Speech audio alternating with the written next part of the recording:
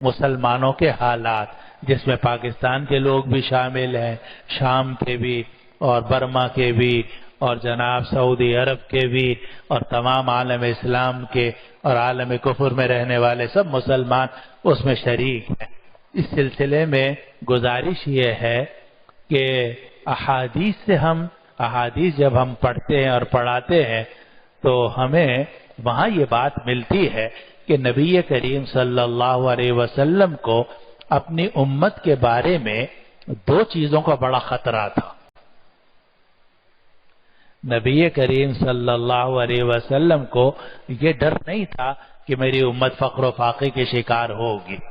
اسی لیے ایک حدیث میں آتا ہے جو بخاری، مسلم اور مختلف جگہوں میں روایت ہے کہ نبی کریم صلی اللہ علیہ وسلم نے قسم کھا کے فرمایا فواللہ ما الفقر اخشى علیکم، اللہ کی قسم میں تمہارے اوپر فقر و فاقے سے نہیں ڈرتا، اللہ کی قسم میں تمہارے اوپر فقر و فاقے سے نہیں ڈرتا۔ اسی طرح آپ کو یہ ڈر بھی نہیں تھا کہ میرے چلے جانے کے بعد یہ لوگ مشرک ہو جائیں گے یا کافر ہو جائیں گے، اس کا بھی آپ کو ڈر نہیں تھا۔ آپ کو اطمینان تھا کہ ایمان ان کے دلوں میں بیٹھ گیا ہے، اب یہ اور ان کی نسلیں مسلمان ہی رہیں گی اور مسلمانوں کی تعداد بڑھتی ہی رہے گی۔ اسی لیے ایک حدیث میں آتا ہے کہ نبی کریم صلی اللہ علیہ وسلم نے قسم کھا کے یہ بات بھی فرمائی کہ ما اخاف علیکم ان تشرکوا بعدی، مجھے تمہارے اوپر اس کا ڈر نہیں ہے کہ تم میرے بعد مشرک ہو جاؤ گے یا کافر ہو جاؤ گے۔ تو آپ کو ہم پر یہ ڈر بھی نہیں تھا کہ یہ فقر و فاقے میں مبتلا ہو جائیں گے، یعنی دنیاوی طور پر خراب ہو جائیں گے۔ آپ کو یہ ڈر بھی نہیں تھا کہ یہ دینی طور پر کفر میں یا شرک میں مبتلا ہو جائیں گے، اور آپ نے صراحتاً ڈٹ کر یہ بات ارشاد فرمائی کہ خدا کی قسم میں تمہارے اوپر فقر سے نہیں ڈرتا اور مجھے یہ ڈر نہیں ہے کہ تم میرے بعد مشرک ہو جاؤ گے۔ آپ کو ڈر تھا دو چیزوں کا، ایک تو آپ نے یہ فرمایا کہ وَلَكِنِّي أَخْشَىٰ عَلَيْكُمْ أَن تُبْسَطَ عَلَيْكُمُ الدُّنْيَا كَمَا بُسِطَتْ عَلَىٰ مَنْ كَانَ قَبْلَكُمْ فَتَنَافَسُوا فِيهَا كَمَا تَنَافَسُوا فِيهَا فَتُهْلِكَكُمْ كَمَا أَهْلَكَتْهُمْ۔ مجھے یہ ڈر ہے کہ دنیا تم پر کھول دی جائے گی اور تم دنیا میں گرفتار ہو جاؤ گے اور دنیا میں ایک دوسرے سے ریس لگانا شروع کر دو گے، اور جب تم دنیا میں ریس لگاؤ گے، دنیا کے مال و دولت میں، اس میں تم ایک دوسرے سے ریس لگاؤ گے تو یہ دنیا تمہیں ہلاک کرے گی جیسا کہ پرانی امتوں کو ہلاک کیا۔ یہ پہلی پریشانی تھی، یہ وہ پہلی چیز ہے جس کی نبی کریم صلی اللہ علیہ وسلم کو بہت فکر تھی کہ جب میں دنیا سے چلا جاؤں گا اور وقت آگے گزرتا چلا جائے گا تو دنیاوی نعمتوں کی فراوانی ہوگی، اور دنیاوی نعمتوں کی فراوانی کوئی بری چیز نہیں ہے، کیونکہ دنیا میں رہنا ہے تو دنیا کی چیزیں تو استعمال کرنی ہوں گی، پنکھا بھی استعمال کرنا ہوگا، قالین بھی استعمال کرنا ہوگا، سنگ مرمر کی مسجد میں بھی آپ بیٹھ سکتے ہیں، اس میں کوئی چیز گناہ کی نہیں ہے۔ لیکن خرابی اس وقت پیدا ہوتی ہے کہ جب تنافس شروع ہو جائے، جس کو قرآن نے تکاثر بھی کہا ہے، الہاکم التکاثر حتی زرتم المقابر، ایک دوسرے سے مال و دولت کی کثرت کی ریس نے تمہیں غافل کر دیا ہے یہاں تک کہ تم قبروں میں پہنچ جاتے ہو۔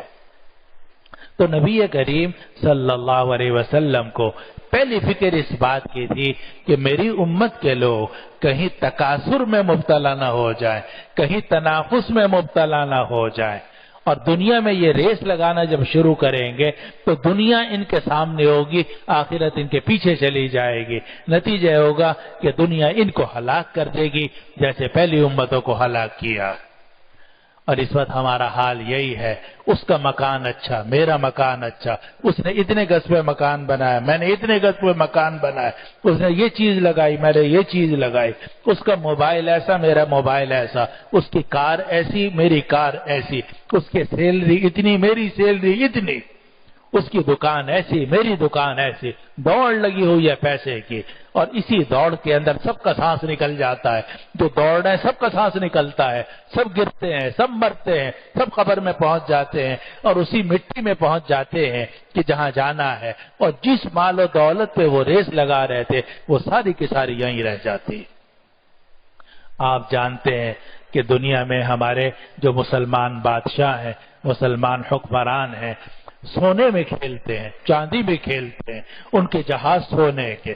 ان کے واش روم جو ہیں وہ سونے کے، ان کے بیت الخلا سونے کے، اور جناب طرح طرح کے، لیکن وہی بادشاہ جب مرتے ہیں تو ان کو وہی مٹی میں جانا پڑتا ہے جس مٹی میں ہر انسان جاتا ہے۔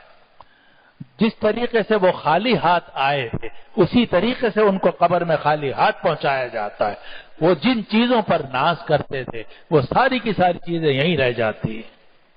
اسی کو قرآن نے فرمایا الہاکم التکاثر، تمہیں اس مال و دولت کی ریس نے غافل کر دیا ہے، حتی زرتم المقابر، یہاں تک کہ تم قبروں کی زیارت کر لیتے ہو، یعنی قبروں میں پہنچ جاتے ہو۔ کلا سوف تعلمون، ہرگز نہیں تم ان قریب جان لو گے کہ کیا ہوگا۔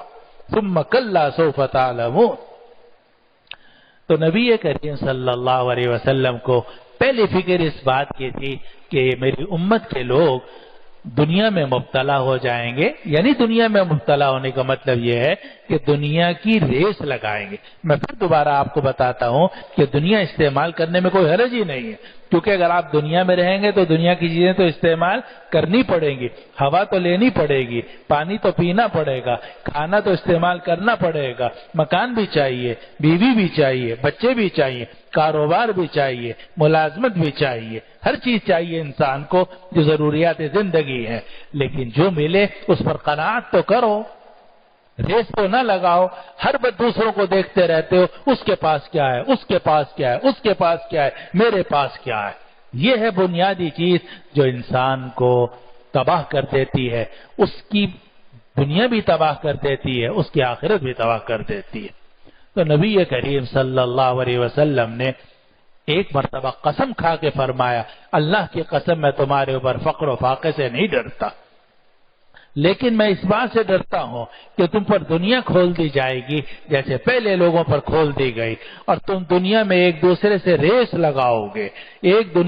دنیا میں ایک دوسرے سے آگے بڑھنے کی کوشش کرو گے۔ یہ جو تنافس ہے اور یہ جو تکاثر ہے یہ تمہیں ہلاک کرے گا جیسا کہ پہلی امتوں کو ہلاک کیا۔ یہ ایک وہ چیز ہے جو مرض ہم سب میں موجود ہے، ہمیں اس سے بچنے کی کوشش کرنی چاہیے، بحیثیت مسلمان کے، بحیثیت پاکستانی کے، بحیثیت امتی کے۔ نبی کریم صلی اللہ علیہ وسلم نے اپنی امت کے ہر آدمی کو خبردار کیا ہے کہ دیکھو دنیا میں رہو مگر تنافس نہ کرو، تکاثر مت کرو، ریس مت لگاؤ۔ اسی لیے نبی کریم صلی اللہ علیہ وسلم دعا مانگتے تھے یا اللہ جو کچھ آپ نے ہمیں رزق دیا ہے اس پر قناعت عطا فرما دیجئے۔ اللہم قنعنی بما رزقتنی وبارک لی فی، یا اللہ جو کچھ آپ نے دیا ہے اس پر قناعت کر دیجئے اور مجھے اس میں برکت عطا فرمائی۔ تو پہلی خرابی جس کی نبی کریم صلی اللہ علیہ وسلم کو بہت فکر تھی وہ یہ تھی کہ کہیں یہ امت کے لوگ دنیا کی مال و دولت اور دنیا کی چیزوں میں ریس لگانا شروع نہ کر دیں۔ دوسری جو آپ کو پریشانی تھی وہ یہ تھی کہ یہ امت جو ہے ایک دوسرے سے لڑے، ایک دوسرے کو ماریں گے۔ چنانچہ جب خطبہ حجۃ الوداع ہوا تو آپ نے حجۃ الوداع میں جبکہ تقریباً 1,00,000 سے زیادہ صحابہ رضوان اللہ علیہ اجمعین کا مجمع تھا تو آپ نے ان سے خطاب کیا اور فرمایا کہ یہ کون سا دن ہے؟ لوگ چپ ہو گئے۔ آپ نے فرمایا کہ کیا یہ 10 ذوالحجہ نہیں ہے، یوم النحر نہیں ہے؟ لوگوں نے عرض کیا یہاں جی ہاں یہ یوم النحر ہے، یعنی بڑا عید کا دن ہے، بڑی عید کا دن ہے، عید الاضحیٰ کا دن ہے، مبارک دن ہے۔ فرمایا کہ مہینہ کون سا ہے؟ پھر آپ نے خود ہی فرمایا کہ یہ ذوالحجہ نہیں ہے، یعنی بڑا مبارک مہینہ ہے۔ پھر فرمایا کہ میں جہاں کھڑا ہوں یہ کون سی جگہ ہے؟ کیا یہ مکہ نہیں ہے؟ لوگوں نے عرض کیا جی ہاں بل۔ آپ نے فرمایا کہ جس طرح یہ دن حرمت والا، جس طرح یہ مہینہ حرمت والا، جس طرح یہ شہر مکہ حرمت والا، اس سے بڑھ کر جان مال آبرو حرمت والی ہے۔ اور فرمایا الا ان دماءکم واموالکم واعراضکم علیکم حرام، خبردار